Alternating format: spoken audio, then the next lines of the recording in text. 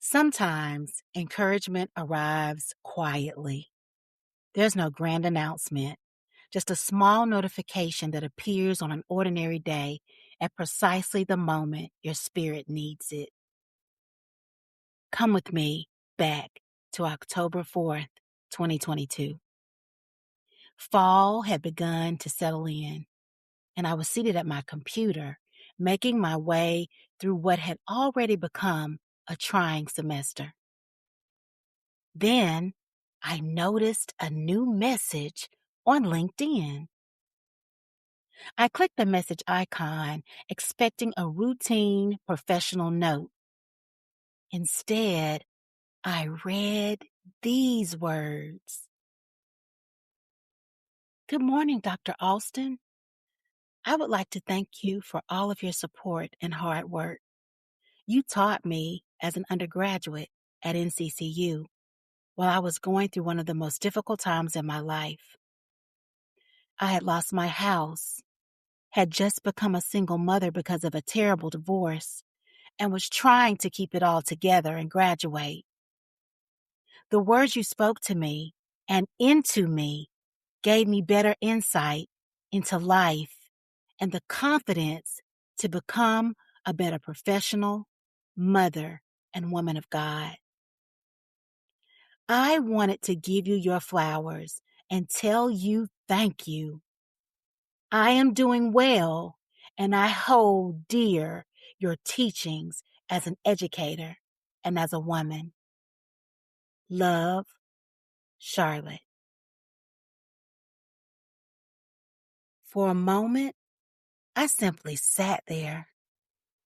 11 years had passed since Charlotte, which isn't her real name, had been enrolled in my course. Yet she still remembered the words I had spoken to her. Somehow, through the words we exchanged, she received something she needed. My heart was full. I responded, and Charlotte began telling me about everything she had accomplished. She was now serving an education management role. She had even created an orientation and training program to help new Head Start teachers understand child development and strengthen their interactions with young children. The student who had once been trying to find her footing was now helping other educators find theirs. She also told me that she admired the way I established high expectations and refused to accept anything less than what I knew my students could produce. She said I was unknowingly building proteges in the field of education. I leaned back in my chair and took it all in. During a semester that had already required so much of me, Charlotte's message felt like a lifeline. Just when weariness makes you question whether your work is reaching anyone, a former student remembers. A seed planted years earlier allows you to see what it has become. But one detail makes this story even more remarkable. Charlotte and I have never met in person. We've never stood in the same classroom, passed each other in a hallway, or sat across from one another in an office. Every part of the educational relationship Charlotte remembered was cultivated online. The encouragement traveled through a screen. The expectations were communicated through written directions and assignments. Announcements, feedback, and conversations carried the relationship forward. Yet Charlotte experienced an environment in which she felt seen and encouraged. She also felt capable of continuing. That is the power of presence online. Our words become part of the learning environment. At times, they become part of a student's inner voice. So the question is, how did your communication shape the student experience last semester? Today, we will explore what it means to be present online. We will identify 6 communication pathways that can carry your presence across the digital space. Then, we will examine the climate created through your messages, videos, and feedback. By the end of our time together, you will have a simple tool for reviewing 3 important communication spaces in your course. You will also identify 1 meaningful practice you can strengthen before you teach again. Welcome back to Reflective Reset Sundays.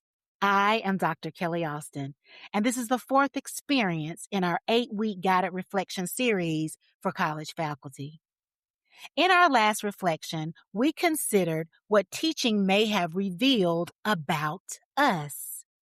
We examined the moments that energized us and the experiences that stretched us. We also identified what we need in order to teach well. Today, we will look at what our students may have experienced through the ways we communicated. The goal of today's reflection is to notice how our communication patterns shaped the learning climate and consider how we might show up more intentionally for our students. Each reflective reset guides us through 5 moments.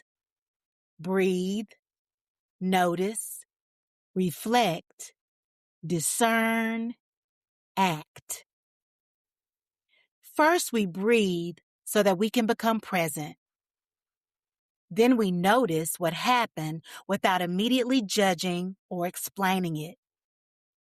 We reflect on what the experience may mean. We discern what deserves our attention. And finally, we act by choosing 1 intentional next step. For today's experience, you may use a journal, a blank sheet of paper, or the Reflective Reset Companion. We will be on pages 11 and 12. If you would like a complimentary copy of this 24-page guide, you may download it at bit.ly/reset companion. The link is also included in the description below. You may also want 1 blank sheet of paper for a simple communication climate check. You know I love a graphic organizer. So we are going to create yet another one together. But before we begin, let us breathe. Find a comfortable position. Allow your hands to rest. Lower your shoulders. Relax your jaw. If it feels comfortable, place both feet on the floor. We will take 3 slow breaths together. We will inhale for 4 counts, pause gently, and exhale slowly for 6. Let us begin. Inhale. 1, 2, 3, 4. Pause gently. Now exhale. 1, 2, 3, 4, 5, 6. Again. Inhale. 1, 2, 3, 4. Pause and exhale slowly. 1, 2, 3, 4, 5, 6. One final time. Breathe in. 1, 2, 3, 4. Pause gently and release the breath. 1, 2, 3, 4, 5, 6. Allow your breathing to return to its natural rhythm. Notice how you feel. You do not have to feel completely relaxed. You may simply notice that you are a little more present than you were a moment ago. We begin this way because slow, intentional breathing can help the body move toward a calmer state. When the exhale is longer than the inhale, it can also create a little more space between what we are feeling and how we respond. That space matters during reflection. You can return to this breathing practice before class or after reading a difficult message. It can also help while you prepare feedback or whenever you need to become centered. Now that we are more present, let us notice how our presence may have reached our students.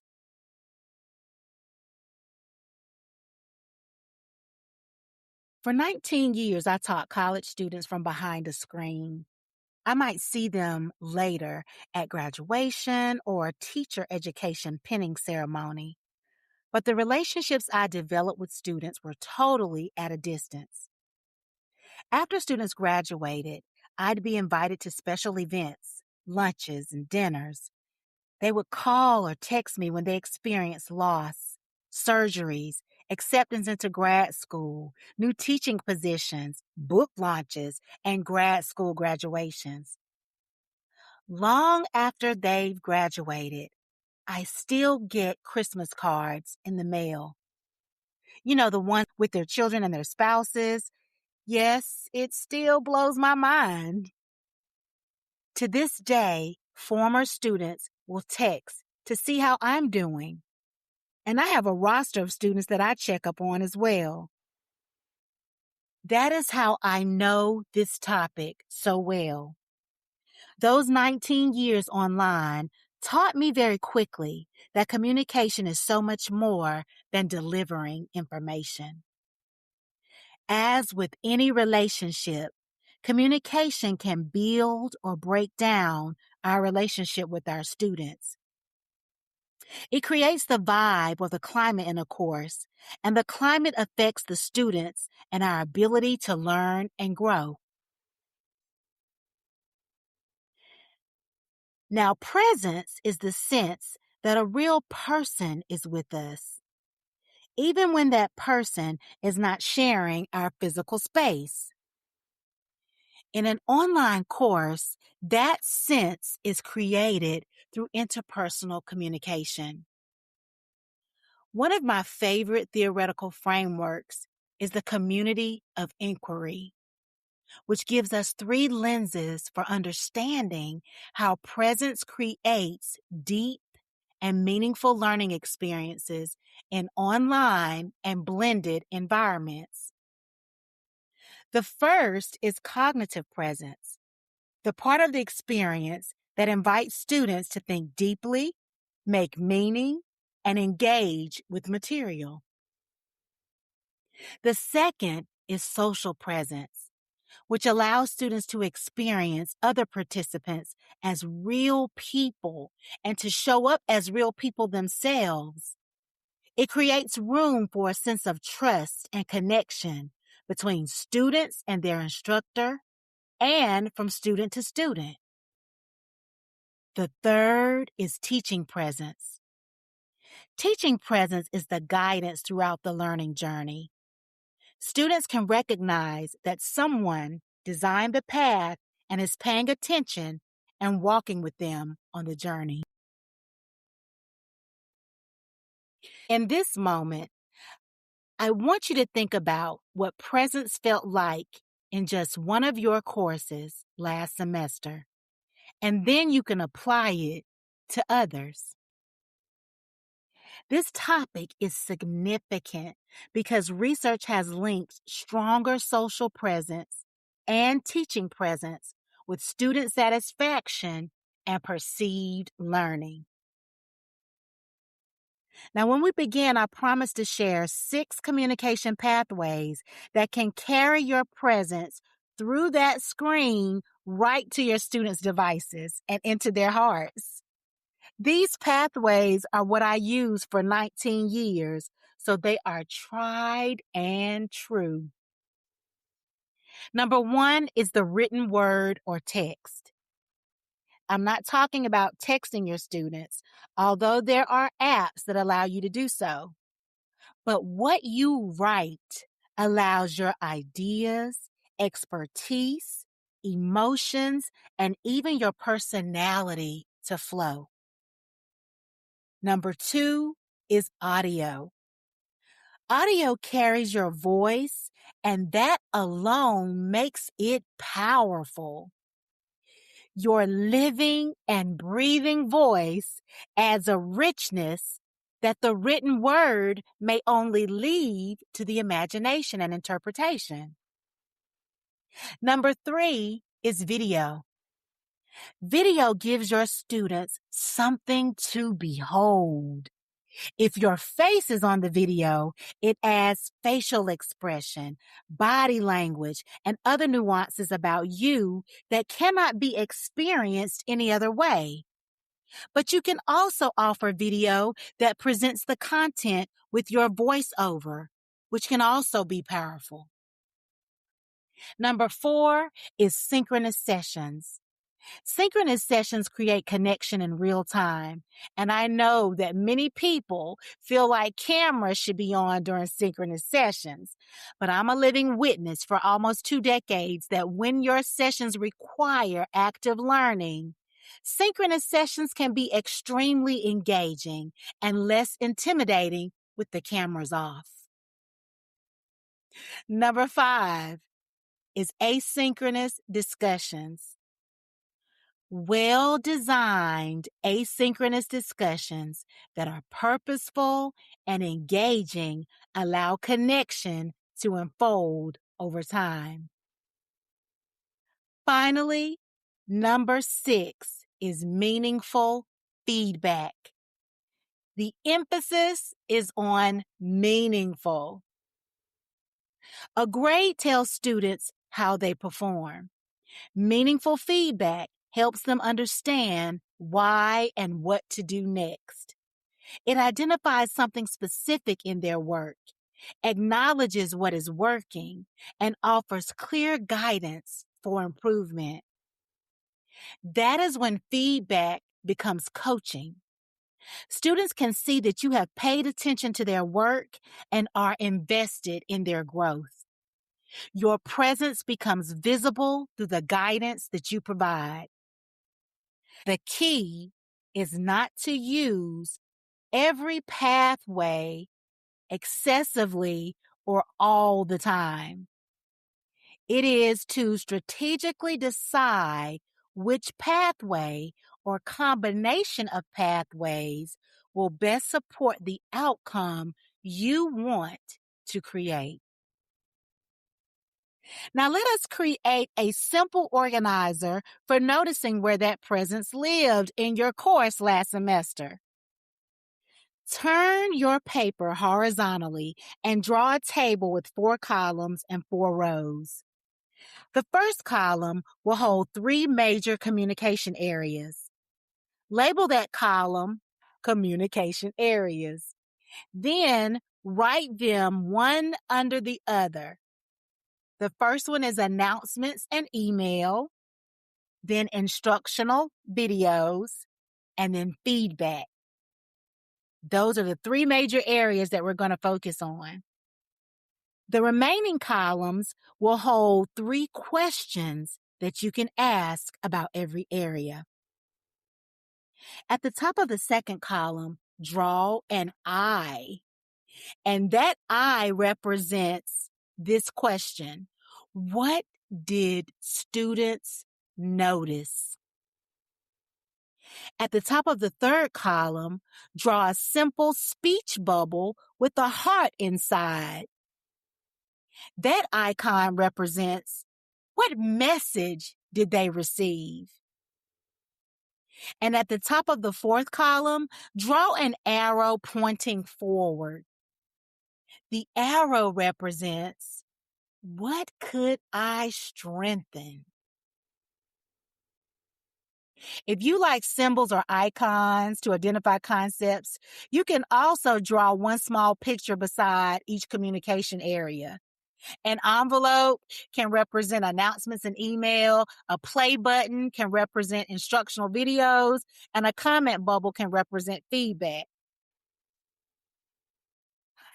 Now, please don't worry about creating gallery-worthy icons. For example, my envelope might look like a crooked rectangle wearing a triangle. But hey, we're still going to call it an envelope. Now you have a visual map with 3 rows and 3 recurring questions. That is your communication climate check. There's no score, no red pen, no opportunity for you to criticize yourself. We are simply gathering information. As we examine each area, you will use the same 3 icons to guide your thinking.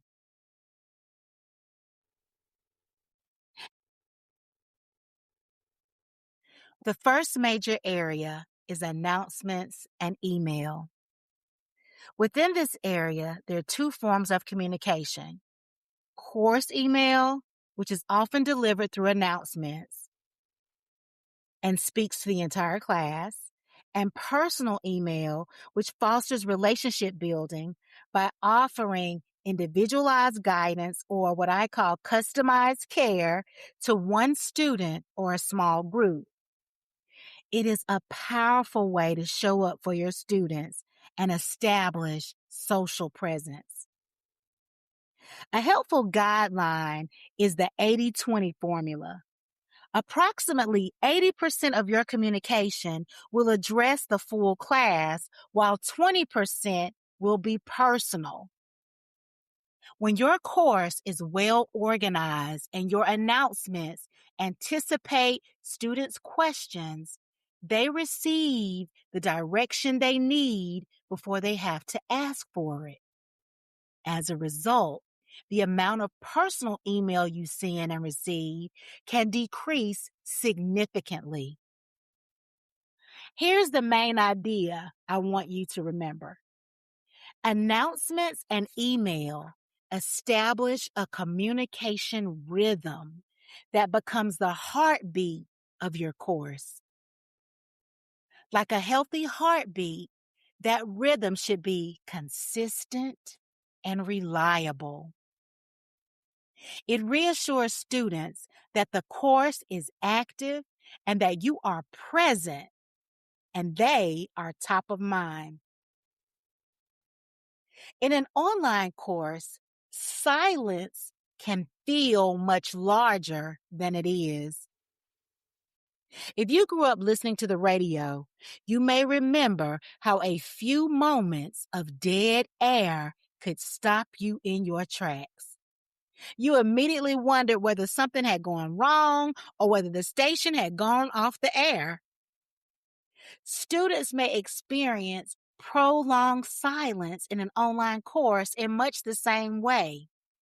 When they do not hear from you, they may begin to wonder whether anyone is on the other side. Keep that radio analogy in your mind. From the first week through the final week, you want to keep the signal coming. Your communication rhythm reminds students that the course is alive and that you are present within it. Now, on the screen, you will see what I call the journey of the email online. You will notice that 3 types of emails create the communication rhythm or heartbeat of your course. In our course this week, which is sent on Sunday or Monday morning, looking ahead, which is sent on Thursday or Friday morning, and the instructional tip of the week, which is also sent at the top of the week. You can decide to include it in the In Our Course This Week email, or you can send it separately.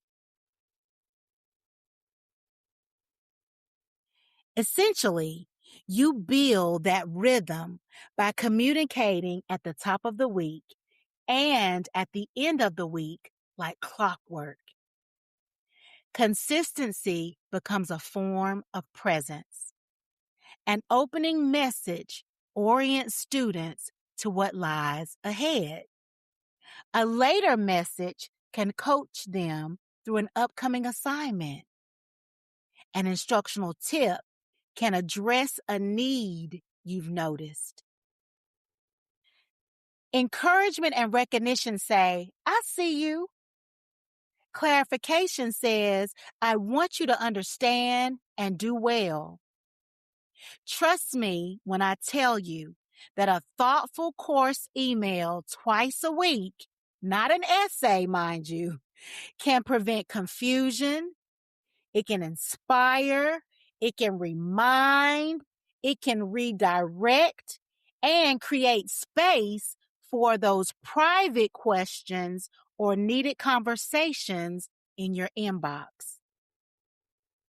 Now, as we close this segment and prepare to reflect, review my 3 recommendations for establishing a communication rhythm and strengthening your presence through announcements and email.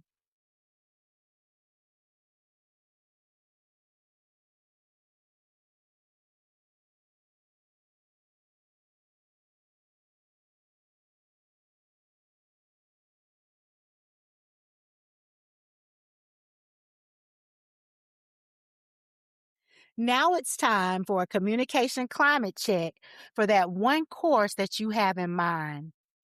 Find the announcements and email row on your visual map. Begin with the I. Think about your communication rhythm and answer this question. What did students notice? Was there a recognizable rhythm?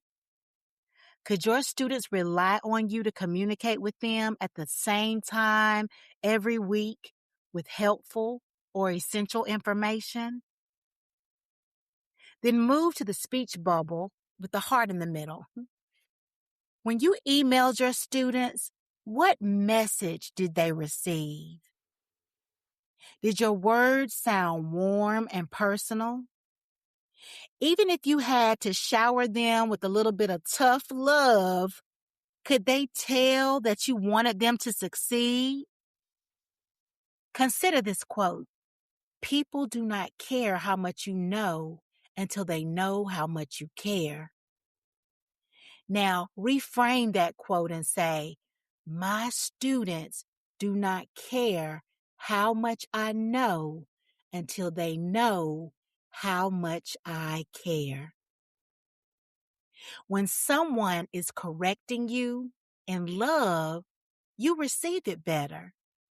Your tone, your choice of words play into whether your message is received by your students. Now follow the arrow and ask yourself, what could I strengthen? Name one adjustment that could make your messages more useful.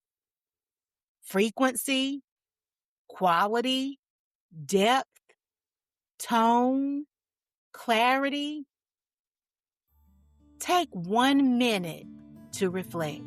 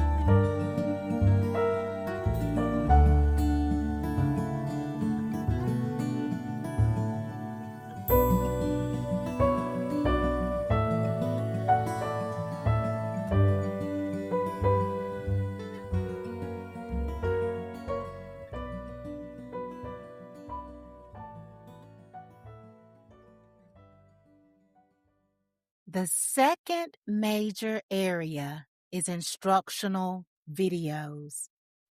This is where your humanity enters the course through voice. Instructional videos add human texture to an online course. Students can hear your emphasis. They can notice your enthusiasm. They can hear the pause that says, "This part matters." They may even catch the little laugh that reminds them that a real person is on the other side of the screen. You do not need studio lights, a television crew, or 12 flawless takes. Instructional videos can serve three purposes. The first is course function. A syllabus overview lets students hear the meaning behind key expectations. A course tour shows them where to click and how to move through the learning space. The second purpose is teaching. A tutorial can demonstrate a process. A short lecture can explain an idea that benefits from your voice. And the third purpose is relationship building. A welcome video gives students a glimpse of your personality. A personal video response can recognize the work a student invested in an assignment. Keep in mind that filling your course with videos just for video's sake does not create more connection. The question is not, how often can I put my face on the screen? But the question is, where would my voice make this experience clearer, warmer, or easier to navigate? Students may need to hear the thinking behind an assignment. They may benefit from seeing how to use a tool. They may see more clearly when you review an exemplar with a rubric used to assess it. Again, your videos do not need to be professionally produced. A campus studio or polished home setup can be useful, but neither is necessary. Students can connect just as deeply with a simple video recorded at your computer, where you speak naturally and allow your authentic presence to come through. Now, you do not have to create every resource yourself to make your presence felt. When you select a video that clarifies a difficult concept or offers another way to understand it, students can see that you are thinking about what will help them learn. That thoughtful choice communicates care and partnership. Presence is not performance. It is purposeful guidance. On the screen, I've listed the three types of instructional videos and how they can be used. Take a moment to review it.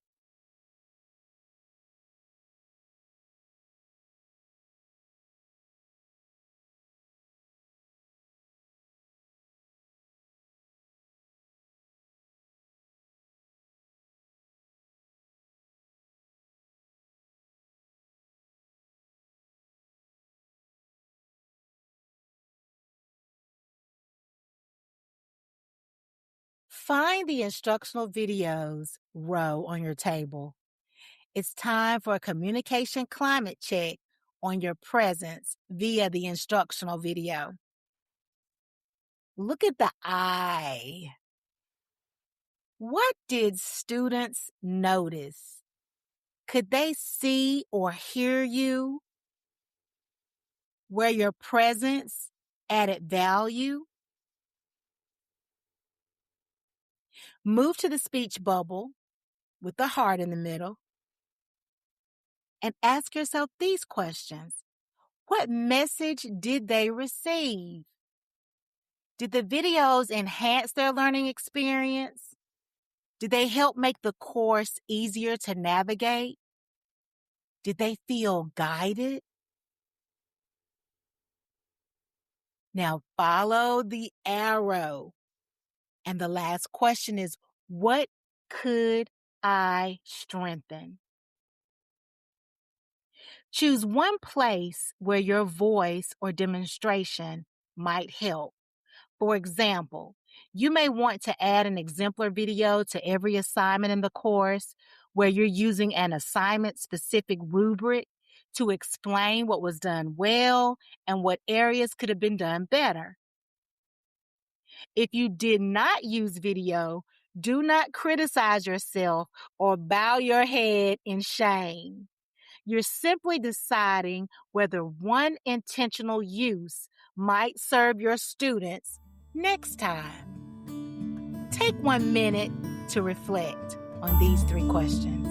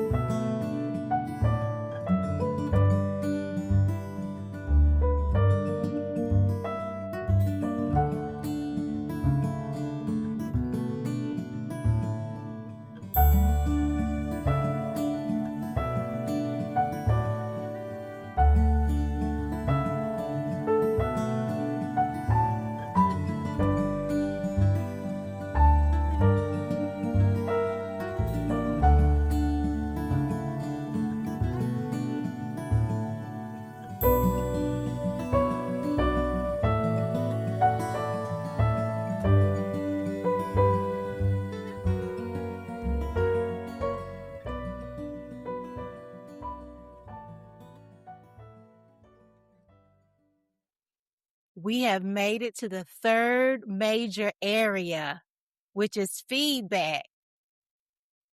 If the earlier practices help students enter the learning journey, feedback helps them adjust their course along the way. Feedback tells students that their work was seen. But meaningful feedback does more than document what already happened. It helps students understand what to keep, what to change, and what to try next. In other words, feedback should not feel like an autopsy of an assignment that can no longer be helped. It should offer a path forward. Useful feedback begins before grading. Detailed instructions show students what the work requires.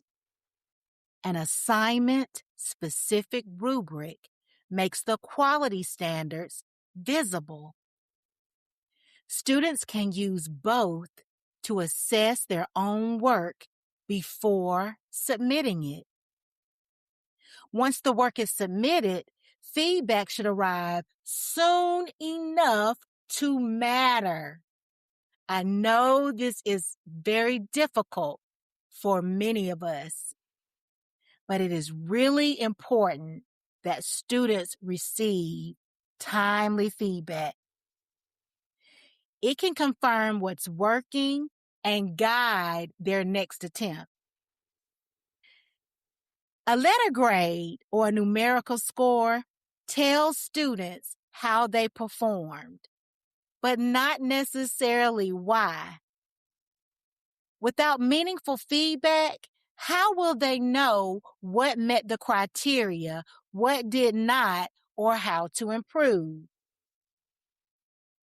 Feedback is one of the primary ways that students begin to value your lived experiences and your expertise because they can easily see that you're using what you know and what you've been through to help them understand concepts and master skills.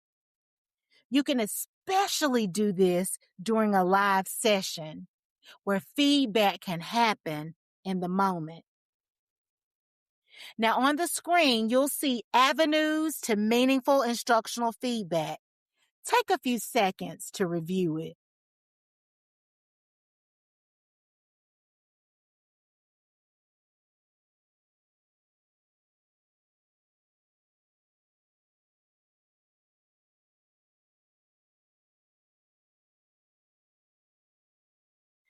This is our final mini reflection.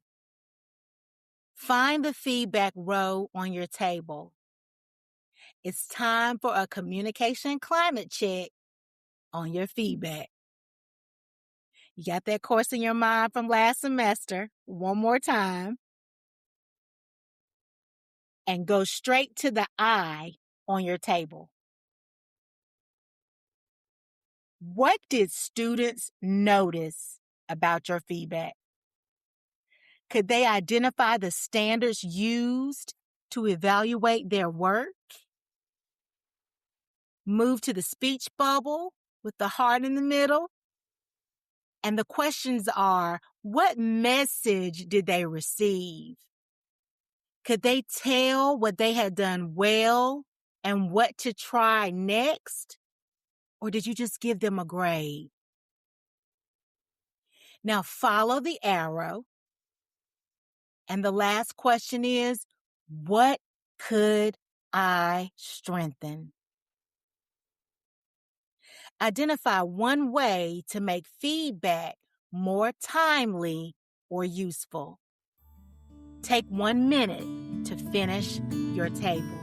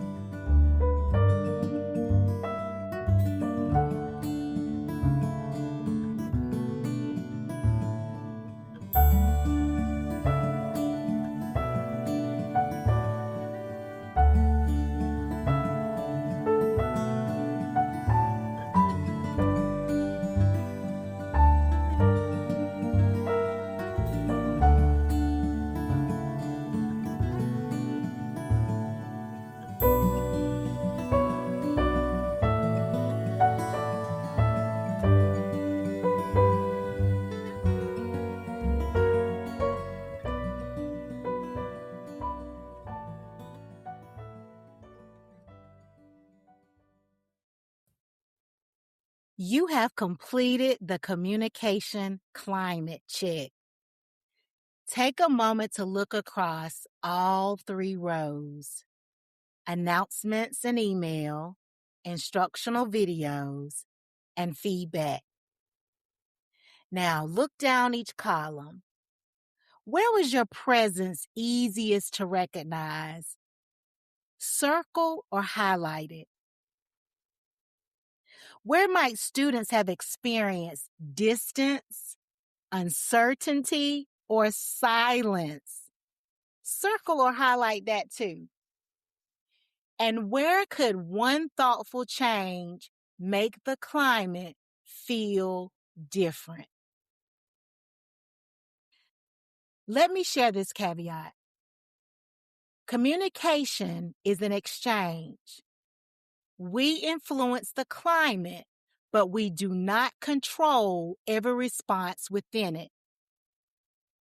This reflection is not asking you to assume responsibility for everything students experienced. It is inviting you to examine only what was within your influence. Your patterns may show that students should rely on you for direction. They may show that your tone made difficult feedback easier to receive. They may also reveal that you communicated most often when something was due, but less often when encouragement was needed. Or they may reveal that your care was present in your intentions, but harder to recognize in the course. Intent matters. So does the experience our communication creates.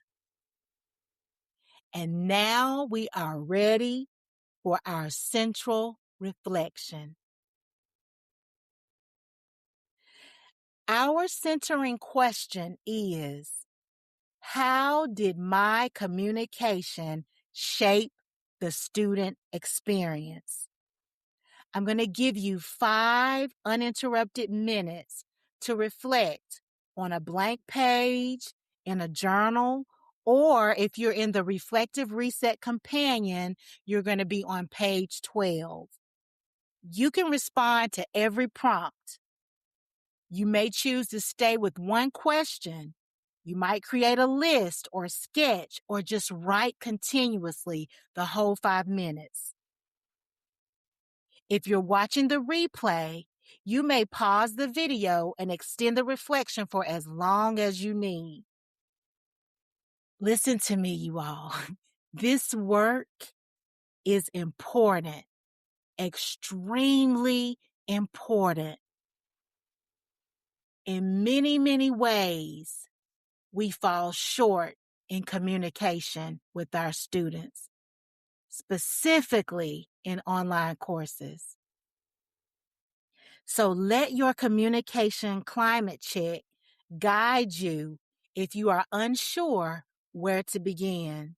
You've thought through a lot up to this point. So now take one small breath and let's reflect.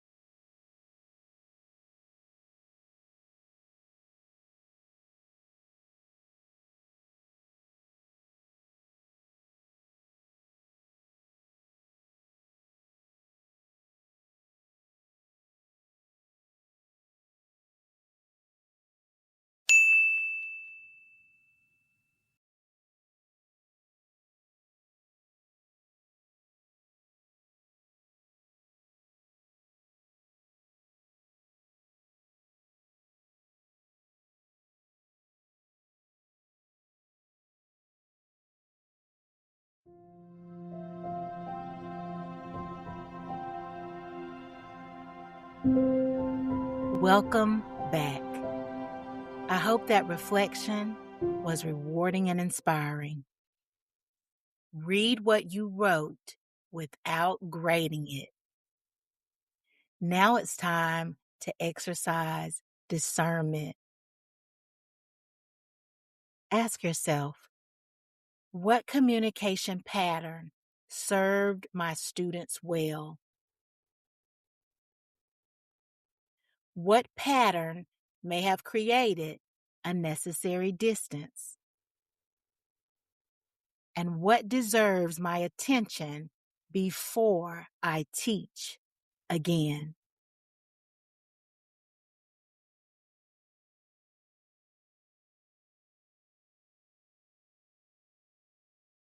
You may discover that the change you need is not more communication.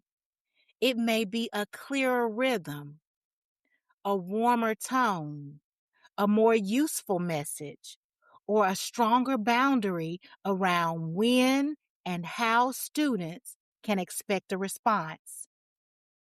Presence should support students without requiring you to be perpetually available.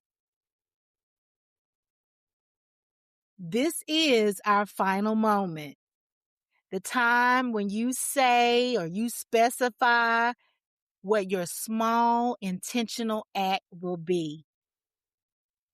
Choose one practice that's small enough to use and meaningful enough to matter. You do not have to redesign your entire communication system today. Just think of one thing in this moment. Complete this sentence. Next semester, or this semester, depending on when you're watching this, one communication practice I want to strengthen is. Take about 15 seconds and complete that sentence.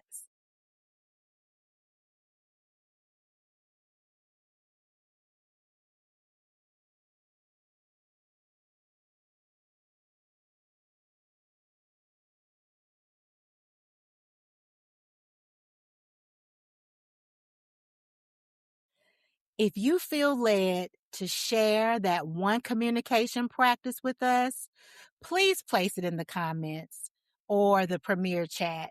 I would love to encourage you and celebrate with you because I know you're going to make it happen. Well, today we reflected on what students may have experienced through our communication. We asked ourselves a lot of questions, did we not? Now, imagine what we might notice if we had a regular place to process what our work in higher education is doing to and for us. Well, the WIRE community is that place, a professional third space beyond the workplace, where academics reflect and connect through shared experiences. It is a place to pause and process, a place to recharge. You can learn more about it at bit.ly/The Wire Community. In our next reflective reset, we will explore course facilitation and flow. We will consider how students moved through the course, where the learning journey felt smooth, and where the design or facilitation may have created friction. Until then, remember, your presence does not depend on sharing a physical room. It becomes visible in the guidance that students recognize, the connection they can feel, and the next step they can see. Years from now, a student may not remember your announcements or any of your assignments. Individual comments may also fade, but they may remember what your words helped them believe about themselves and how you made them feel. I will see you at the next Reflective Reset. Bye-bye.